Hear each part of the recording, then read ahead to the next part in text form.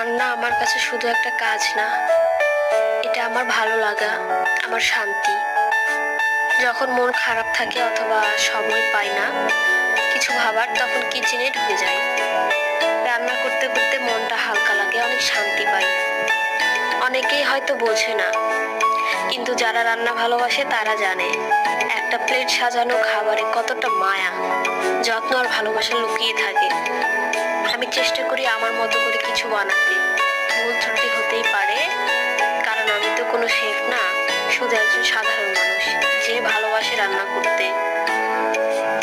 Video বানাতেও আমার ভালো লাগে। লেখাপড়া, ক্লাস আর অন্যান্য কাজের ফাঁকে সময় পেলে রান্না করি, আর চেষ্টা করি তা আপনাদের সামনে সুন্দরভাবে উপস্থাপন করতে।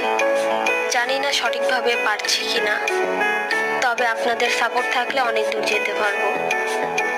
আর যদি কোথাও কোনো ভুল হয়ে থাকে, ভুল ত্রুটি ক্ষমা দৃষ্টিতে দেখবেন।